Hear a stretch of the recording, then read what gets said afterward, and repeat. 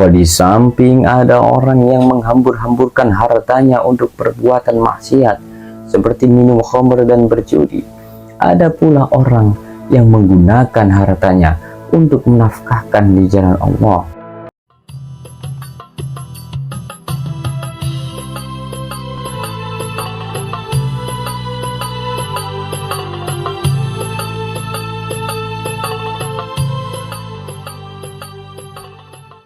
Assalamualaikum warahmatullahi wabarakatuh. Sahabat Wasilah Petua Bijak, pada kesempatan kali ini kita akan membahas sesuatu yang sangat penting untuk kesehatan, akal, dan kehidupan kita. Kita akan membahas tentang khamr atau minuman keras. Apa itu khamr? Apa bahayanya? Dan bagaimana tips menjauhi khamr bagi mereka yang sudah pernah meminumnya? Al-Quran di dalam surah Al-Baqarah ayat 219 menerangkan yang artinya, mereka bertanya kepadamu Nabi Muhammad tentang khamr dan judi. Katakanlah, pada keduanya terdapat dosa besar dan beberapa manfaat bagi manusia. Akan tetapi dosa keduanya lebih besar daripada manfaatnya. Mereka juga bertanya kepadamu tentang apa yang mereka infakkan. Katakanlah, yang diinfakkan adalah kelebihan dari apa yang diperlukan. Demikianlah Allah menerangkan ayat-ayatnya kepada kalian agar kalian berpikir. Sahabat Wasilah Petua Bijak, mari kita telaah menggunakan tafsir tahlili.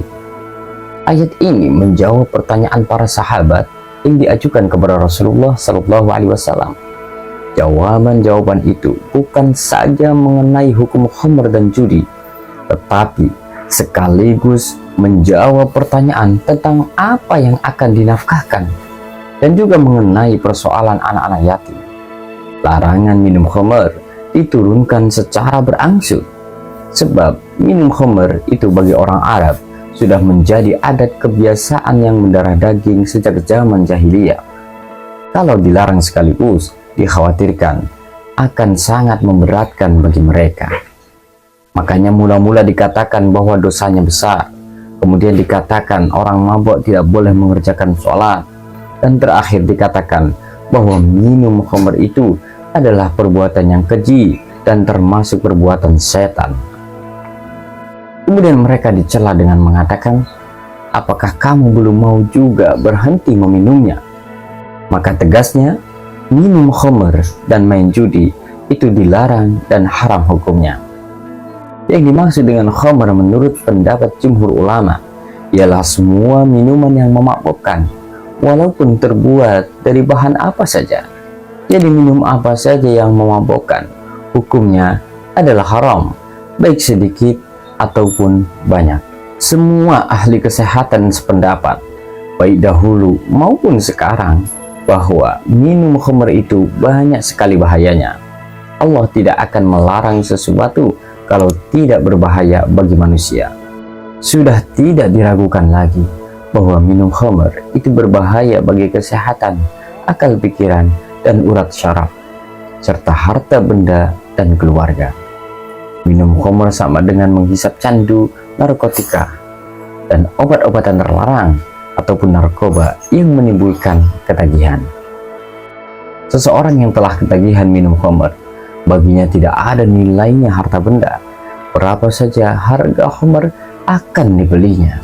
Dengan demikian, khamr membahayakan dalam pergaulan masyarakat, menimbulkan permusuhan, perkelahian, dan sebagainya.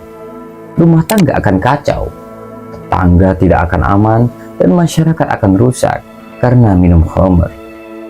Penyakit kecanduan khamr erat sekali hubungannya dengan segala perbuatan maksiat dan kejahatan. Seorang yang sudah mabuk tidak akan malu-malu untuk berzina di tempat-tempat maksiat seperti nightclub, bar, dan lain-lain. Kedua perbuatan mesum itu biasa disatukan tempatnya. Bahaya minum khamr akan lebih besar lagi kalau sudah bercampur dengan zina.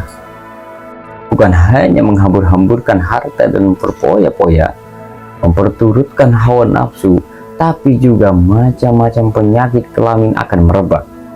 lahirlah anak-anak tanpa bapak yang sah, serta pembunuhan bayi-bayi yang tak berdosa. Pekerjaan seperti ini merupakan perbuatan yang terkutuk, yang tidak berperi kemanusiaan, perbuatan keji yang lebih keji dari perbuatan hewan.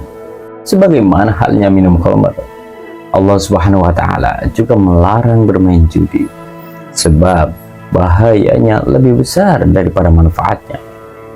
Judi ialah sebuah permainan yang menggunakan pertaruhan, di mana yang kalah harus membayar kepada yang menang. Taruhan itu berupa apa saja, ada uang, barang, dan lain-lain. Bahaya main judi tidak kurang dari bahaya minum khamr. Main judi cepat sekali menimbulkan permusuhan dan kemarahan, dan tidak jarang menimbulkan pembunuhan pula. Bahaya itu sudah terbukti sejak dulu sampai sekarang.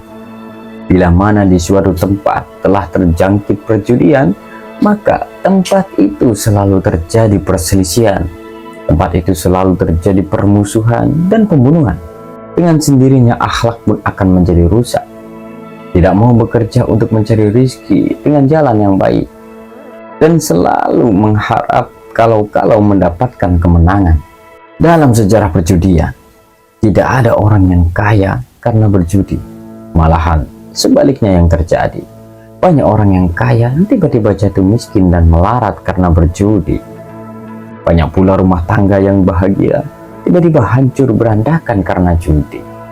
Sahabat wasilah petua bijak, adapun manfaat meminum khamr itu sangatlah sedikit sekali. Boleh dikatakan tidak ada artinya dibandingkan dengan bahayanya.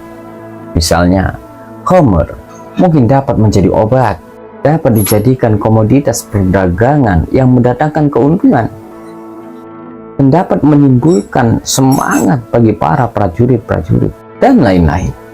Tapi semua itu bukanlah manfaat yang berarti, karena bahaya minum khamr dan main judi, dan apa yang akan diderita oleh peminum khamr dan pemain judi nantinya. Selain dijelaskan oleh Allah Subhanahu wa Ta'ala di dalam Al-Quran, juga banyak diterangkan di dalam hadis-hadis Nabi Muhammad SAW. Sesudah para sahabat menanyakan kedua masalah yang besar bahaya itu, yaitu minum khamr dan juga main judi, maka mereka menanyakan masalah apa yang akan dinafkahkan. Dalam satu riwayat dari Ibnu Abi Hatim, dari Ibnu Abbas, beberapa orang sahabat Rasulullah SAW datang dan bertanya kepada beliau, "Kami belum tahu apakah itu nafkah fisabilillah yang diperintahkan kepada kami untuk mengeluarkannya dari harta kami." Ayat ini adalah jawabannya. Sengaja Allah Subhanahu wa Ta'ala menggabungkan masalah nafkah dengan masalah khamr dan judi dalam satu ayat untuk menjadi cermin perbandingan bagi manusia, bahwa di samping ada orang yang menghambur-hamburkan hartanya untuk perbuatan maksiat seperti minum khamr dan berjudi, ada pula orang yang menggunakan hartanya untuk menafkahkan di jalan Allah. Sahabat wasilah petua bijak, kembali kepada masalah khamr. Khamr adalah sebuah istilah di dalam Islam yang merujuk pada semua jenis minuman yang memabukkan. Jadi, khamr tidak hanya sebatas minuman keras seperti alkohol, tetapi semua yang bisa menghilangkan akal sehat. Agama Islam melarang khamr karena dampak buruknya sangat merusak bagi tubuh, pikiran, dan bahkan bagi hubungan sosial sesama manusia. Sahabat wasilah petua bijak, apa saja bahaya dari khamr? Ada banyak sekali, dan berikut beberapa antaranya yang perlu kita ketahui. Yang pertama, merusak akal sehat. Khamr merusak akal kita dan membuat kita tidak bisa berpikir jernih. Ketika seseorang dalam keadaan mabuk, ia bisa melakukan tindakan-tindakan yang tidak disadari, seperti kekerasan, bahkan kejahatan.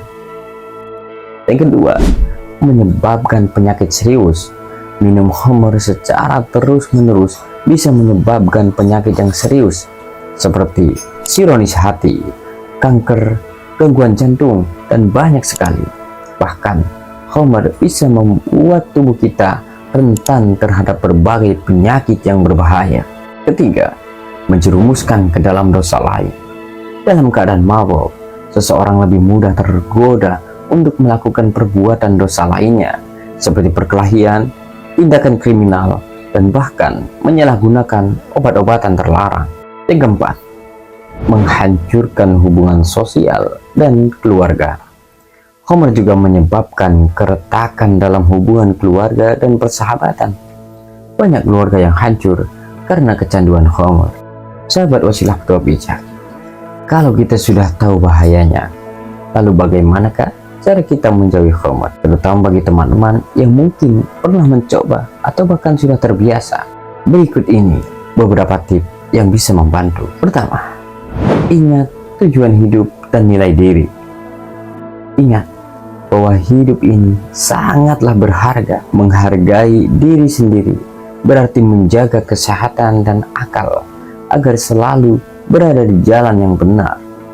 Dengan sadar bahwa tubuh dan akal adalah amanah, kita akan lebih berhati-hati di dalam merawatnya. Kedua, jauhi lingkungan yang membawa pengaruh buruk. Bergaul dengan teman-teman yang menjauhi khamr sangatlah penting. Teman yang baik akan saling mengingatkan untuk tetap pada kebaikan dan menghindari keburukan. 3. Cari aktivitas positif. Mengisi waktu dengan hobi, olahraga, atau kegiatan yang bermanfaat bisa membuat mengalihkan pikiran dari kebiasaan buruk. Semakin aktif dan produktif kita, semakin kecil peluang untuk terjerumus pada hal-hal negatif. Yang keempat, mendekatkan diri kepada Allah Subhanahu wa Ta'ala. Bagi yang beragama, mendekatkan diri kepada Allah dengan memperbanyak ibadah, berdoa, dan mengingatnya adalah langkah terbaik untuk memperkuat iman dan menjauhkan diri dari godaan khamr. Sahabat wasilah petua bijak, semoga dengan penjelasan ini kita semua semakin sadar untuk tidak menyentuh khamr dan semakin semangat menjaga diri dari hal-hal yang bisa merusak. Ingatlah, kesehatan tubuh dan akal adalah anugerah yang harus kita jaga sebaik mungkin. Terima kasih sudah menonton. Jangan lupa like, share, dan subscribe untuk mendapatkan konten positif lainnya. Sampai jumpa di video selanjutnya. Assalamualaikum warahmatullahi wabarakatuh.